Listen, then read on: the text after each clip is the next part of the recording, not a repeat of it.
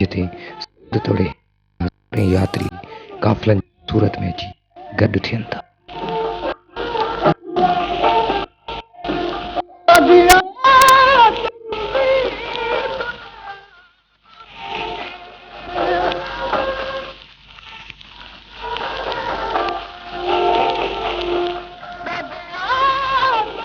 जिते सत्य, अमुन ऐं इंसानी भलाई जी प्रचार कई वञे थी ऐं सच जी राह ते हलण जो वचन पुर कयो वञे थो।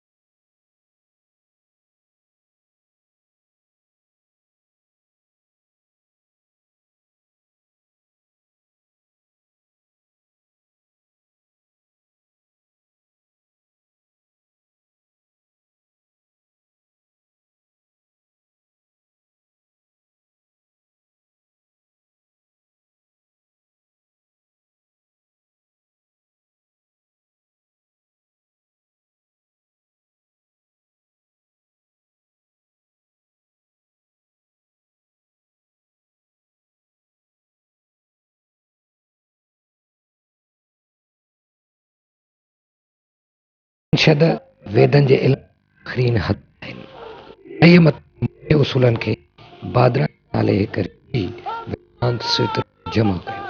वरी हिंदुस्तान जे मशहूर फिलासफर शंकराचार्य 780-820 ईस्वी में वेदांत सूत्रनि ऐं भगवत गीता ते जो लासानी टीकाऊं लिखी वेदांत जे मत खे पूरी कमाल ते आंदो।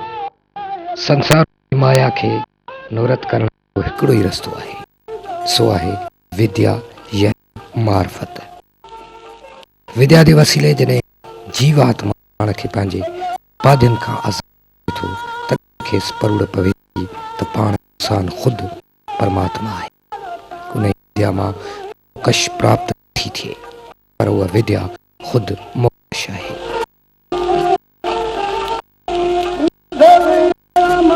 उपनिषदनि में ॻाल्हि आहे त जॾहिं इंसान अहिड़े पद ते रसे थो तॾहिं संदसि दिलि जो छुड़ियो पवनि सभु ॾुख दूर थियो, सभु संसार मटिजी वञनि ऐं सभु कर्म अॼाया थियो पवनि।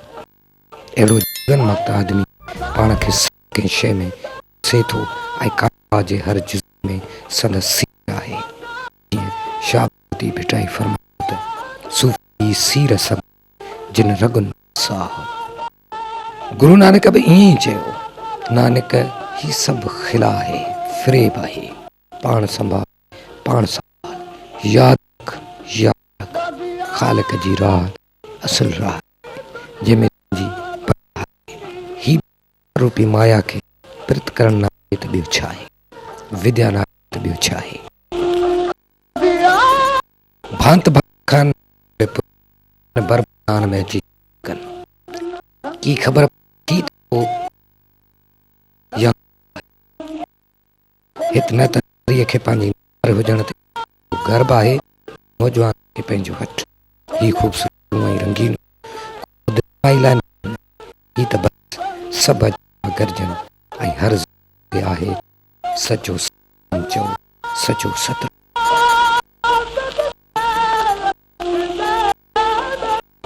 हर इहो तो जपींदो थो ऐं प्रार्थना थो कंदो रहे, जेका प्रार्थना सचे सतराम कई हुई। अॼु सचे सतराम जो वॾो मल्हाइण जे लाइ सभु अचे हिते थिया आहिनि। सिंध जे उत्तर में घोटकी ज़िले जे नंढे ॻोठ रहड़की साहिब में संत खोताराम साहिब जे घर में साए ॾियारे हिकु अज़ीम हस्तीअ जनम वरितो। बालक ॼमण वक़्तु रोअण बदिरां मुर्गे हो, ईश्वर जी अनमोल रचना अहिड़ियूं ख़ासियतूं ॿुधी सॼो ॻोठ मालिक जी रचना जा गुण ॻाए रहियो। हैरान भो टिनि ॾींहंनि ताईं थञ पीती आहे। बालक जे पिता संत खोता इहो ॿुधायो बालक थञ नथो आहे। संदसि वराणियो त बालक ॿार न आहे, जन्म योगी आहे। हू हर जन्म में रहियो आहे। जन्म में योग तपस्या पूरी कई आहे करे परेशान आहे त किथे दुनिया जी लहर लोॾे न विझे।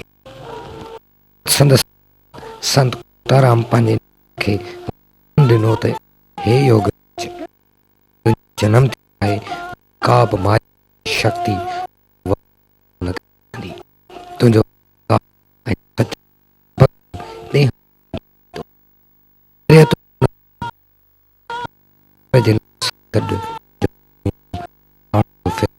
न करे सघंदा। इहो वचन त जिस पार का न सतराम वचन जंहिंजे परमात्मा परमेश्वर जो वास्तव आहे कोई आहे।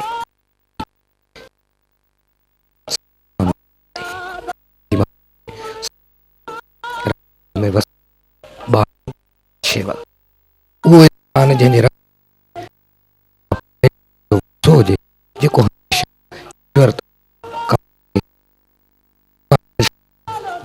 चयो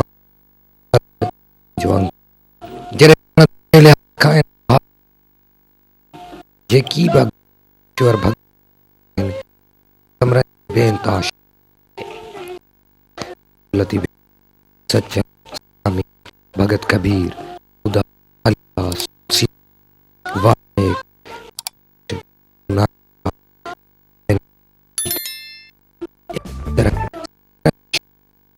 संत भरियल आहे। खुद ईश्वर या जामे में जी शक्ति इंसानियत की बनी दम खण लाइ अचे थो उन अवतार पुछो वञे थो। जीअं कृष्ण ब्रह्मा महा पृथ्वी सत्य जी रोशन कयो जी बख्श मां त दिल चवे थी त हू हे पर जो हथ तो ॾिनो मालिक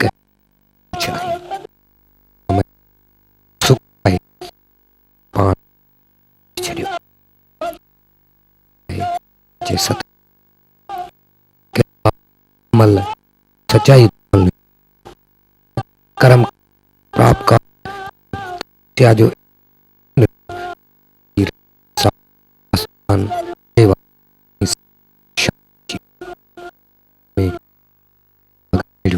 पैदा थियो।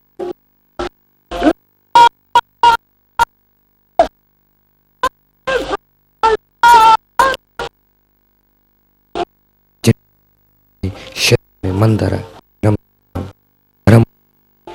जल गौशाला ऐं मुसाफ़िर सहूलत ध्यान लाइ जायुनि ते माण्हू माल ॿुधाईनि लॻभॻि मेलो अचनि था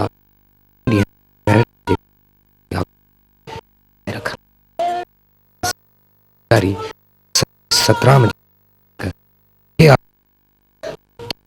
इबादत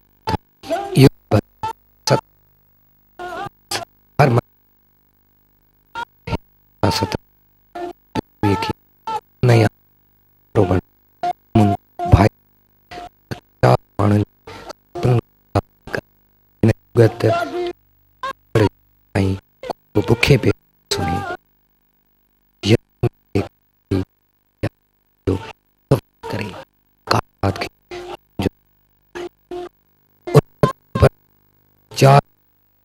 दिया ॿारिया ऐं प्रार्थना हिसो आहे जेका परंपरा हूंदी आई आहे।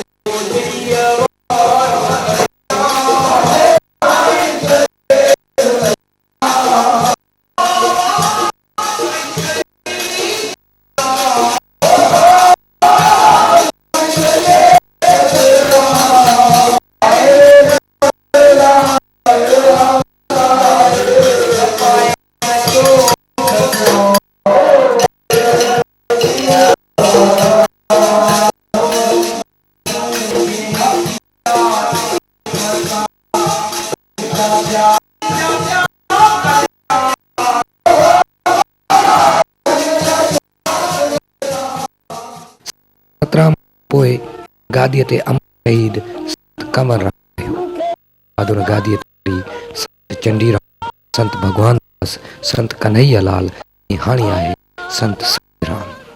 अमर शहीद भगत साहब साईं राम साहब पूज राम भगत साहब साईं चंदीराम साहब पूज पिता। ही सॼो तोहफ़ जो उहो सिलसिलो आहे जेको मुहल फ़क़ीर खां अमर शहीद इनायत वारी दरगाह वञे थो। पर हाणे गादीअ में भक्ति कान पर आम भगत भक्ति कनि था। जो मज़हब सनातन सिंधी हिंदू घणो करे नानकी आहिनि। रहरकी टई ॾींहं हर शइ मुफ़्त मुयसरु थिए थी। लख खां वधीक माण्हुनि जे भोजन जो बंदोबस्तु थियल आहे ऐं भंडारे खे लाइ इहो बि बसि सचो सतराम ॼाणे। न सिर्फ़ु एतिरो पर भंडारे खां बूट पालिश ऐं यात्रियुनि जूं ख़िदमतूं कयूं वञनि ऐं इलाइक़नि पोतल ग़रीब जो रंग नस्ल मज़हब जे संत सातराम जे हथ हेठि इज्तिमाही शादियूं कयूं वञनि थियूं।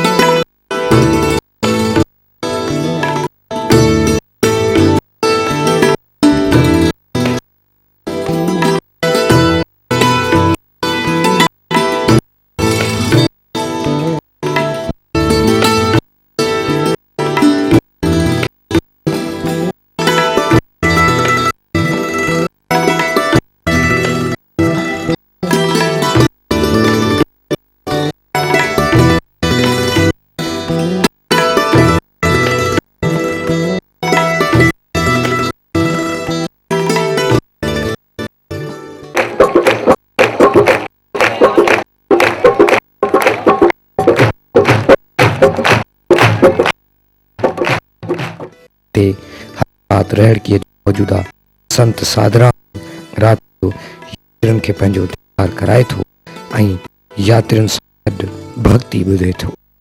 भक्तीअ जा बि हिते मुख़्तलिफ़ रंग थियनि था। हिते ॻाइण ॻाइण सां गॾु मुख़्तलिफ़ किरदारनि जे तमसील ते मुश्तमिल टेबला पिणु पेश कया विया आहिनि।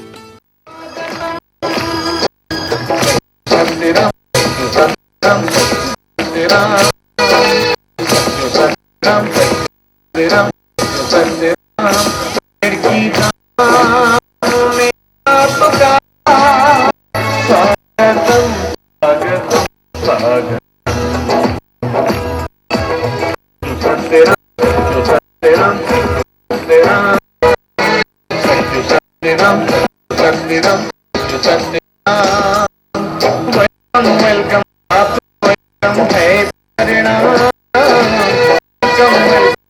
कम है स्वागतम स्वागतम स्वागतम सत्यराम सत्यराम सत्यराम सत्यराम